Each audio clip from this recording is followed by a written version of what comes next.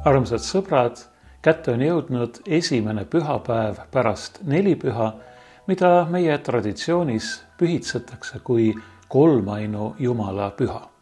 Nagu nimi ütleb, mõeldakse sellel päeval Jumala olemuse suurele müsteeriumile, sellele, et on üks ja ainus tõeline Jumal, aga kolmes isikus, isana, pojana ja püha vaimuna. See ei ole mitte ainult abstraktne tõde, vaid see on midagi äärmiselt eluliselt vajalikku meile kõigile, sest see ütleb meile, et Jumal, kellesse me usume, kes on meid loonud, ei ole mitte kauge ega osavõtmatu, vaid see on tema ise, kes on saanud inimeseks Jeesuses Kristuses ning see on tema ise, kes püha vaimu läbi elab meie sees. Selle pühapäeva vanakiriklik algussalm algab nõnda. Kiidetud olgu püha kolmsus ja jagamatu ühtsus. Tänagem teda, sest ta on osutanud meile oma halastust. Ta on kinkinud meile oma halastuse, oma helduse, oma headuse, oma armastuse, täiuse. Pühimaa kolmainsuse suurim saladus, nii-öelda, mis on saanud avalikuks, ongi see, et ta on armastus. Ta armastab meid ja on meid armastanud nii väga, et isa on andnud oma ainusündinud poja, et ükski, kes temasse usub, ei hukkuks, vaid et tal oleks igavene elu. Need sõnad me leiame Johannese evangeeliumi 3. peatüki 16. salmist. Meie tänaseks evangeeliumiks on aga need salmid Johannese 3. peatükis, mis sellele 16. eelnevad. Niisiis Johannese evangeeliumi 3. peatüki salmid 1–15. Ja kuigi tegemist on väga pika tekstiga, ma loen selle teile ikkagi tervenisti ette. Aga variseride hulgas oli inimene nimega Nikodeemus, üks juutide ülemaid. Ta tuli ühel ööl Jeesuse juurde ja ütles talle: Rabi, me teame, et sa oled Jumala juurest tulnud õpetaja, sest keegi ei suudaks teha neid tunnustähti, mida sina teed, kui temaga ei oleks Jumal. Jeesus vastas talle: tõesti, tõesti, ma ütlen sulle, kes ei sünni ülalt, ei või näha Jumala riiki. Nikodeemus ütles talle: kuidas saab inimene sündida, kui ta on vana? Ega ta saa ju minna tagasi oma ema üska ja teist korda sündida. Jeesus vastas: tõesti, tõesti, ma ütlen sulle, kes ei sünni veest ja vaimust, ei saa minna Jumala riiki. Lihast sündinu on liha ja vaimust sündinu on vaim. Ära imesta, et ma sulle ütlen, te peate sündima ülalt. Tuul puhub, kuhu ta tahab, ja sa kuuled ta häält, kuid ei tea, kust ta tuleb ja kuhu läheb. Niisamuti on kõigiga, kes on sündinud vaimust. Nikodeemus kostis: kuidas see on võimalik? Jeesus vastas talle: sina oled Iisraeli õpetaja ja ei tea seda. Tõesti, tõesti, ma ütlen sulle, meie räägime, mida teame ja tunnistame, mida oleme näinud, ja ometi ei võta teie meie tunnistust vastu. Te ei usu mind juba siis, kui ma räägin maistest asjadest. Kuidas te usuksite siis, kui ma teile räägiksin taevaseid asju? Ja ometi ei ole keegi läinud üles taevasse peale inimese poja, kes on tulnud taevast alla. Ja nõnda, nagu Mooses ülendas kõrbes vaskmao, nõnda peab ülendatama inimese poeg, et igaühel, kes usub, oleks temas igavene elu. Nii nagu me kuulsime, on siin tegemist kahe kõnega, ühe inimese, ühe variseri, juutide ülema nimega Nikodeemos ja Jeesuse vahel. Nikodeemuse tõid Jeesuse juurde need tunnustähed, mida ta oli Jeruusalemmas olles teinud ja mida paljud inimesed nägid ja mille tõttu, nagu Johannes ütleb oma evangeeliumi 2. peatüki lõpul, paljud neist hakkasid temasse uskuma.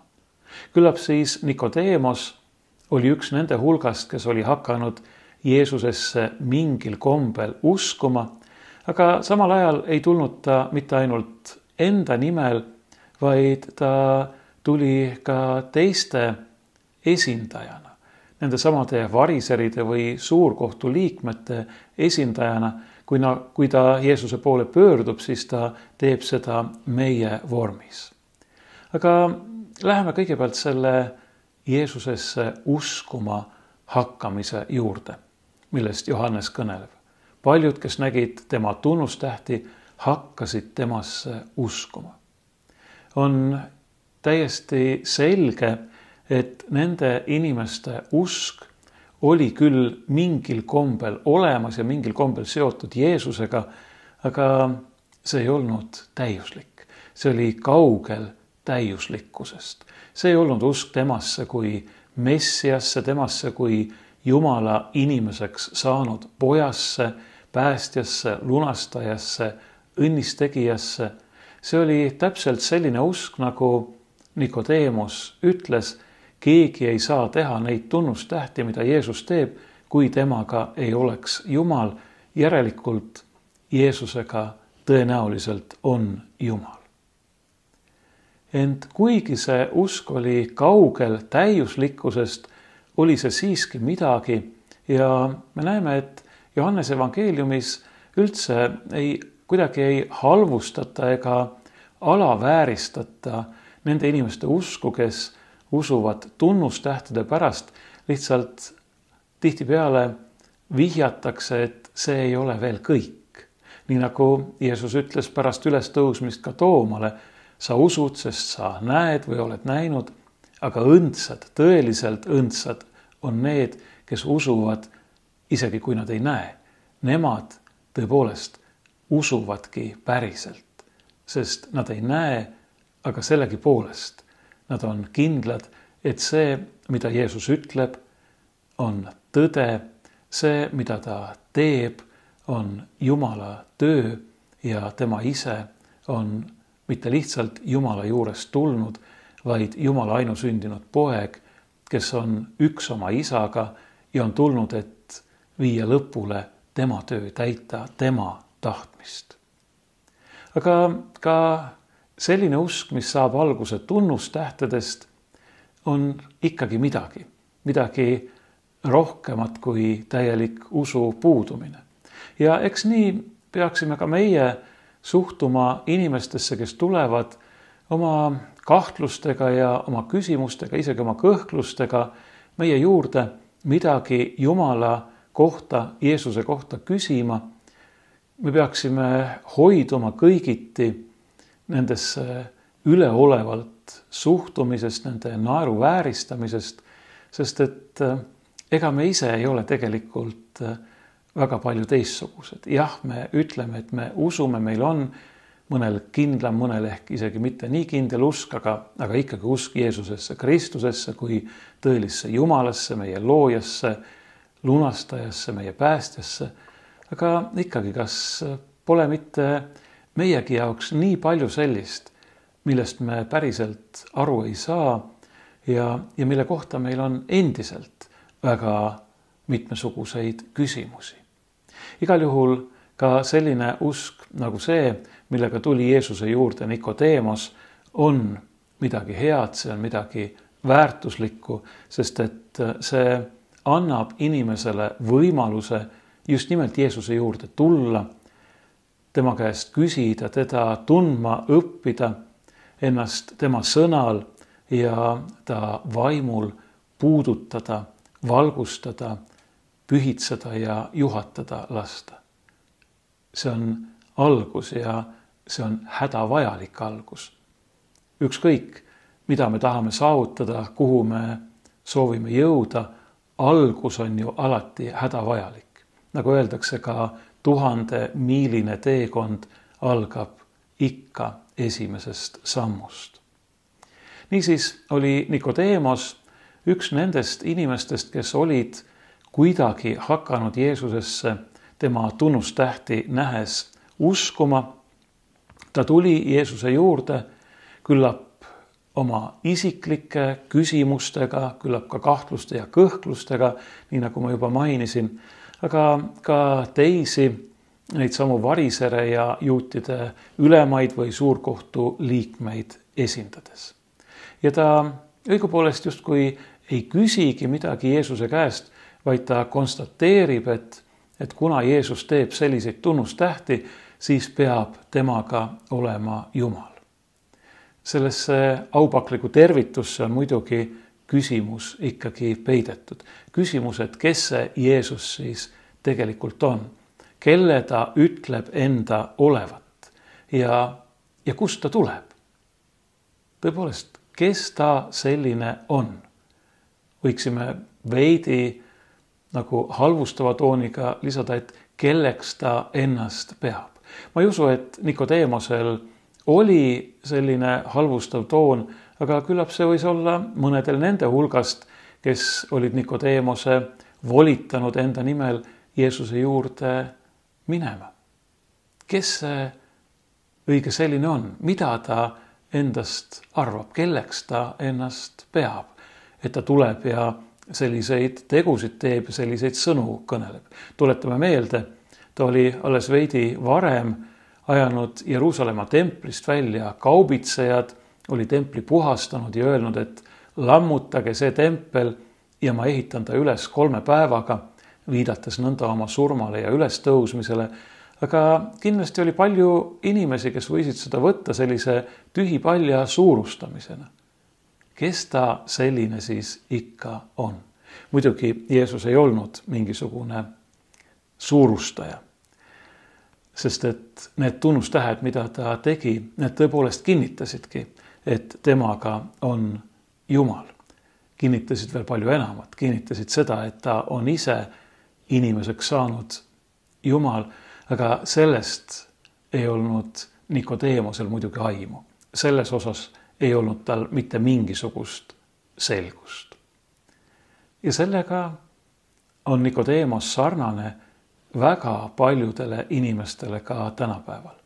Ka tänapäeval on inimesi, kes hea meelega tunnistaksid Jeesust õpetajana, isegi imetegijana, eeskujuna, aga kes on kaugel sellest, et mõista, et tegemist on inimeseks saanud Jumalaga, pealegi sellise inimesega, kes on andnud ennast lepitusohvrina meie kõikide eest ja kelle arm, kelles teostuv õigeks mõistmine on meie ainus võimalus pääseda patust, surmast, kurjast ja hukatusest.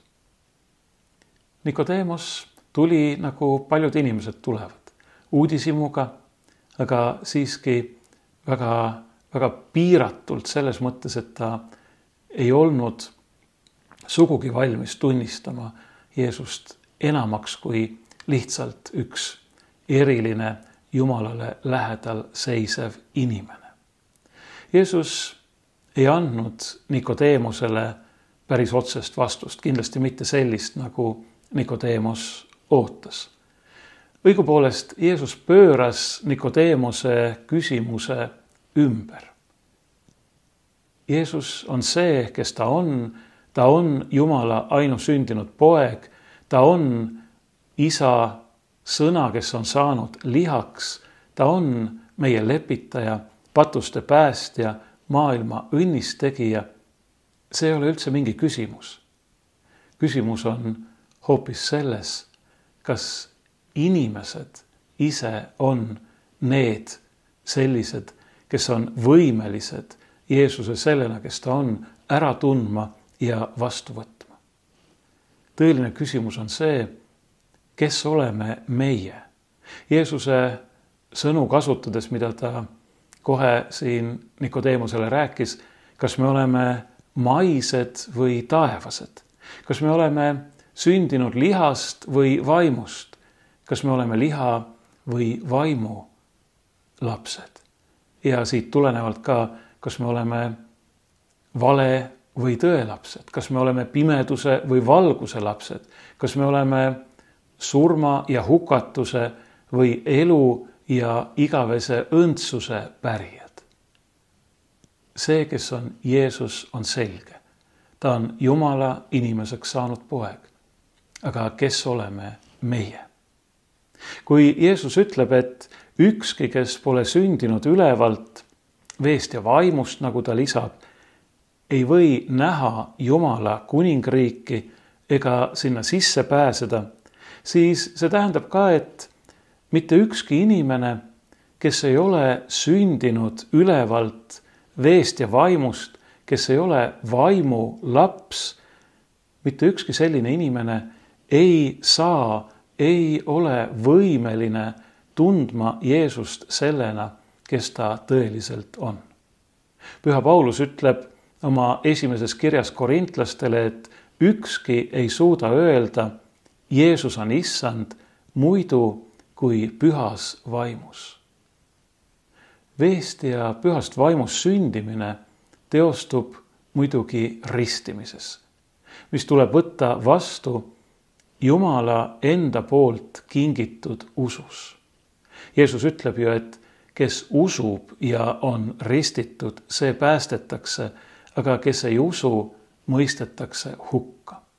Selleks, et tunda Jeesust sellena, kes ta on, peame olema sündinud uuesti, sündinud ülevalt veest ja vaimust, see tähendab, peame olema ristitud ja peame uskuma, et ta on Kristus, Jumala poeg, meie õnnistegija, meie lepitaja, kelle nimes meil on igavene elu. See usk on aga Jumala kingitus. Ta kingib selle meile oma püha vaimu läbi. Täpselt nii, nagu ütleb Martin Luther väikses katekismuses. Mina usun, et ma ei suuda omaenda arust või jõust Jeesusesse Kristusesse, oma issandasse uskuda või tema juurde tulla, vaid püha vaim on mind evangeeliumi läbi kutsunud, mind oma andidega valgustanud, õiges usus pühitsenud ja hoidnud, nii nagu ta kutsub, kogub, valgustab, pühitseb kõiki kristlasi maa peal ning hoiab neid Jeesuse Kristuse juures ainsas õiges usus. Niisiis mitte meie oma jõust, vaid Jumal oma püha vaimu läbi on see, kes kingib meile usu, kes sünnitab meid uuesti, nii et me ei ole mitte enam lihalapsed, vaid oleme ülevalt sündinutena vaimulapsed, Jumala lapsed, kelle päralt on kõik tema tõotused ja igavene elu.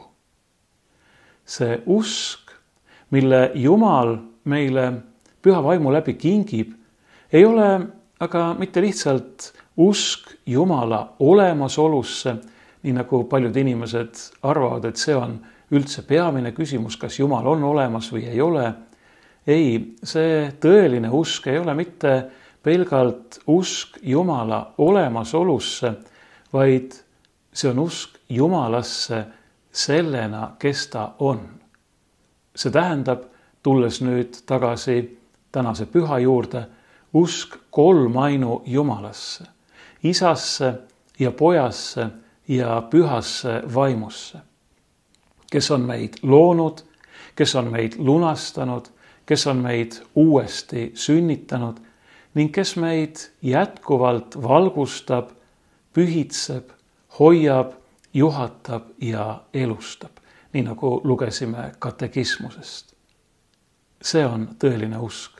Usk kolmainu Jumalasse ja usk Jeesusesse Kristusesse, tõelisse Jumalasse ja tõelisse inimesse, kes on meid lunastanud, kes on meie pärast inimeseks saanud, kes on meie eest meie pattude lepitamiseks ristil surnud, kes on, nagu ta ise ütleb selles tänases evangeeliumis, sarnaselt sellele, kuidas Mooses ülendas kõrbes vaskmao ülendatud Golgata ristile, et ükski, kes temasse usub, ei hukkuks, vaid et tal oleks igavene elu.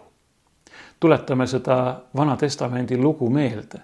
Iisraeli leeri ründasid mürkmaod, paljud surid ja Jumal käskis Moosesel valmistada vaskmao ning panna see ridva otsa, nii et kui kedagi oli madu salvanud, aga ta vaatas selle vaskmao peale, siis Jumal päästis selle inimese hukkumast. Mille pärast? Sellepärast, et ta usaldas Jumala sõna, Jumala tõotust, et ta pani oma usu tema peale.